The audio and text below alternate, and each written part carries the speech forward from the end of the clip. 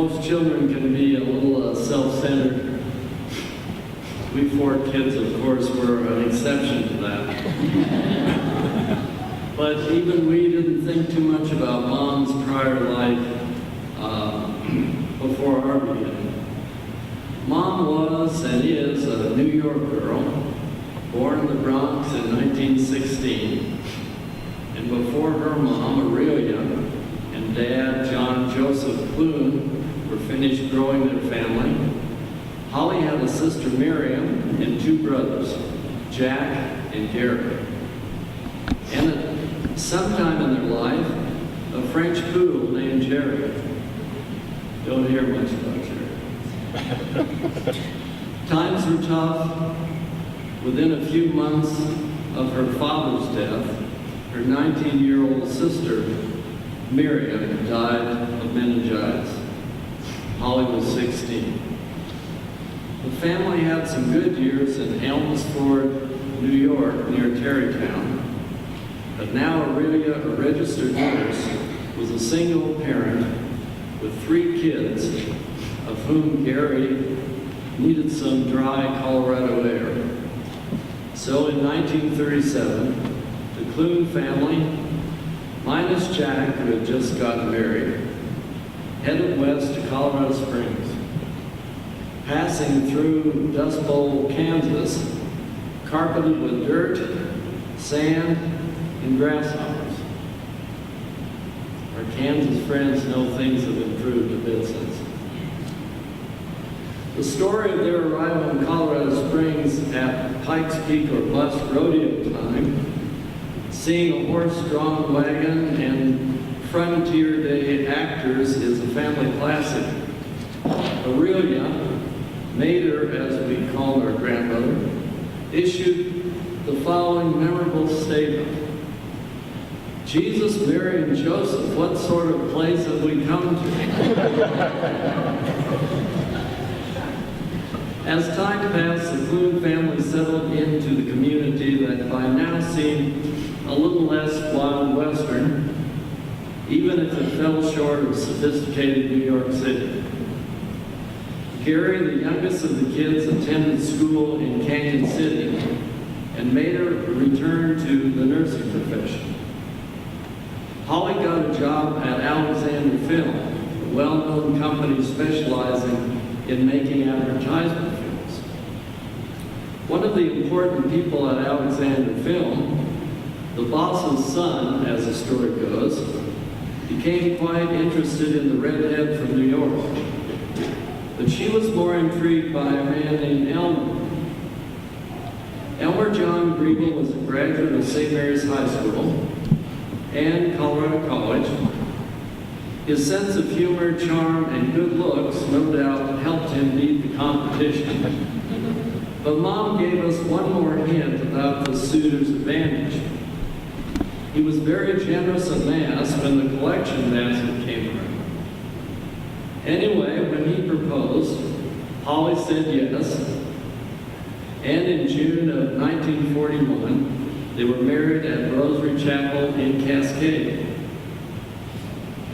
By 1942, Elmer was in the Army and had to say goodbye to his bride, and this time his first baby. After the war, our parents moved to from Colorado Springs to Craig, Colorado. Craig showed them 3 bad winters and a lot of loneliness for the loved ones in Colorado Springs. Mom found Craig to be a pretty desolate place, especially with 2 more babies, John and Maggie, filling a really small house with a lot of crying and some uninvited rainwater from a leaky roof. Dad could never fix that roof. He tried numerous times. I cheered from the bottom. By 1950, a lot of things had changed. The family of 5 said goodbye to Craig and had returned to Colorado Springs and moved into a new house built by Elmer, his brother Ralph, and his father Albert.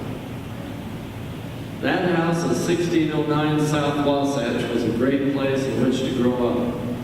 And with the addition of baby Joe in 1952, the family was finished growing. Now Hollie could relax and concentrate on getting 4 kids to schools of all sorts, for the next 15 years or so, and be an excellent nurse for all the childhood ailments, and put about 11,000 meals on the table.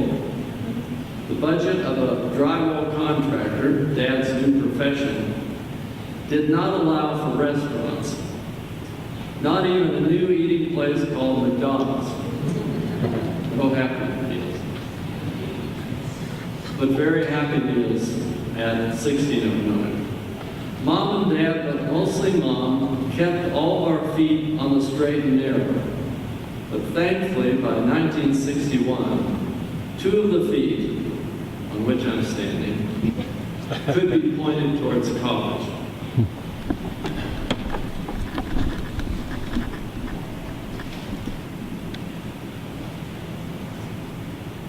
Like every mother, our mom had to do almost everything and fill any role that needed filling. For example, in the early 60s, there were a couple of years when the family needed for Mom to work at Fort Carson to make ends meet, as Dad was moving out of the drywall business. After all those years of bringing up 4 charming but challenging children, we lost a bucketload of charming. Mom and Dad were getting closer to Dad's retirement. They moved across town to Mesa Road, enjoyed a few years skiing, golfing, playing tennis, and traveling. However, just as time promised an easier life, reality dealt with some tough cards. Grandma Griebel passed away in 1975, and life's journey ended for Mater, Mom's mom, in September of the next year. However, with the sorrow came a lot of joy. By that time, Mom and Dad had been blessed with 5 beautiful grandchildren, and that baby boom has not stopped. When Mom left this world 8 days ago, the great-grandmother we call Katie was up to 11 grandkids and 13 great-grandchildren. One would think that all that work of parenthood would have cured her of the raising kids business, not Katie. Every one of her grandkids had heard Katie urge them to have more children and a larger family. Catholics rule. Mom came incredibly good at the task of being the Griebel matriarch. Sometimes the advice was hard to take, but it was always offered in love. And I'm afraid to admit it, but it was right more often than not. Like the directives of any good mother, one always knew which things were acceptable and which were not, such as one could not miss Mass on Sunday. But Mom was always subtle. She never asked you directly whether you had gone to Mass. Rather, her usual line was, "What time are you going to Mass?" Or, "What was the priest's homily like?" Well, that created a problem because if one was thinking about not going to Mass, or lying about not going to Mass, and then not going to Mass, and then having to go to confession the following Saturday, it was a lot easier to go to Mass.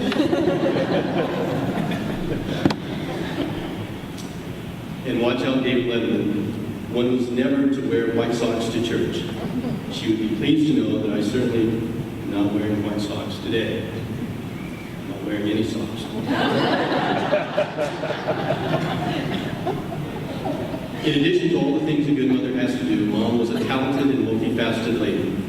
Years ago, when I would watch episodes of The Waltons, I used to think how much Mrs. Walton was like our mom.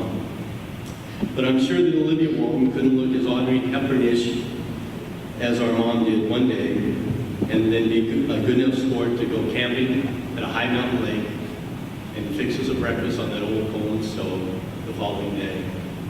Well done, Mom. Well done. I remember at Christmas time, every year, about 100 family and close friends would see Mom's beautiful handwriting on a card and know that she and Dad cared about each and every one of them and valued their friendship and your friendship.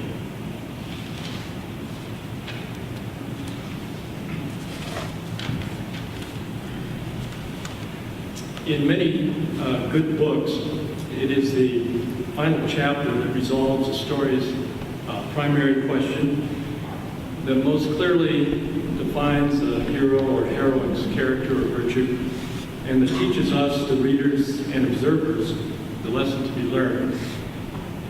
And so it was with Mom's story in the final years of her life on this earth. And though God is the author of her life as he is with ours, he left it in her hands, as he will in ours, to decide how the final chapter would be written. For Gigi, the final chapter's primary question was, how would it or could it be possible or come to pass for a woman who was strongly independent in her own right, much like her mom, who was the family's matriarch, whose life had been one of loving guidance and directing, a woman whose life had been one of total service to others?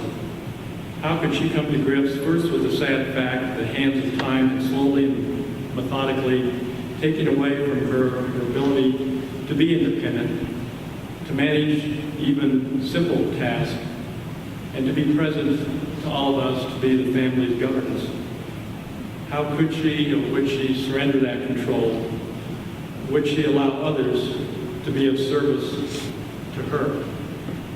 I'm reminded of the question, how many psychologists does it take to change a light bulb? The answer is, how many gods does it take to change or transform a way of life? Only the one, but the beloved has to want to change, and if possible, to be transformed by that.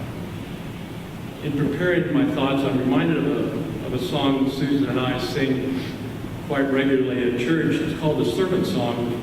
The first two lines read, "Will you let me be my servant? Let me be as Christ to you. Pray that I might have the grace to let you be my servant too."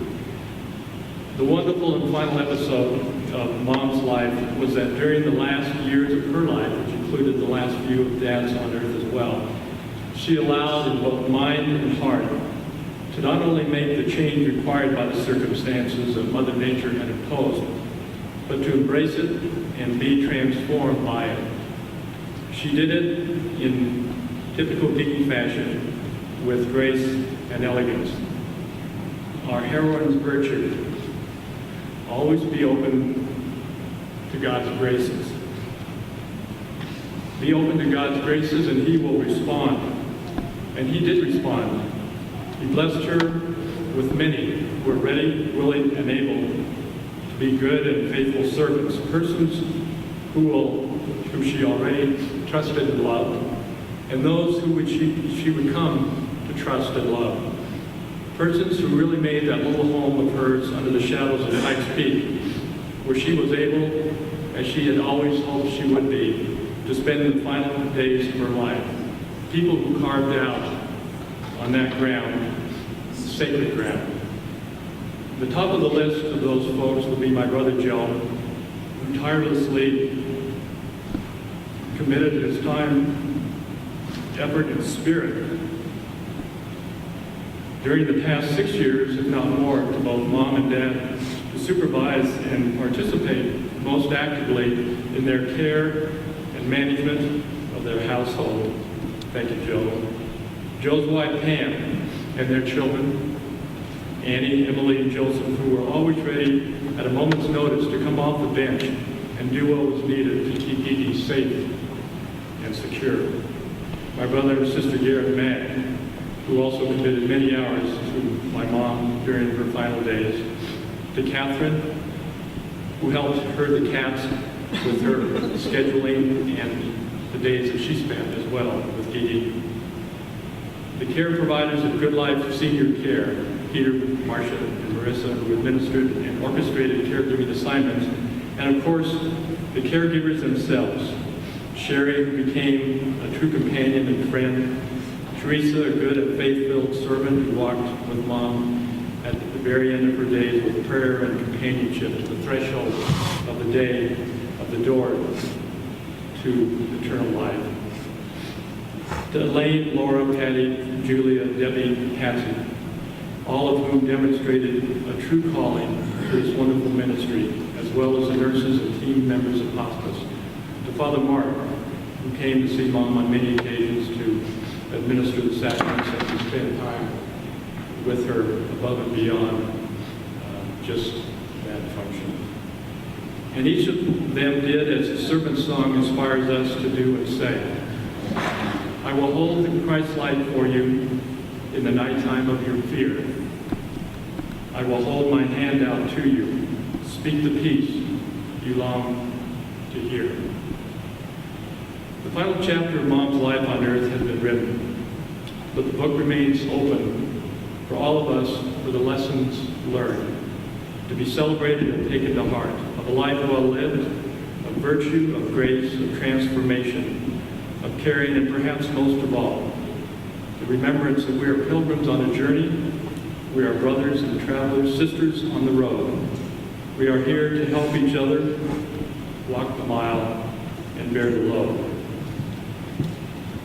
Mom would not probably be happy with the length of the eulogy, but let us finally say that we are thrilled, Mom, that you and Dad will be together for your anniversary this Wednesday, 72 years of marriage.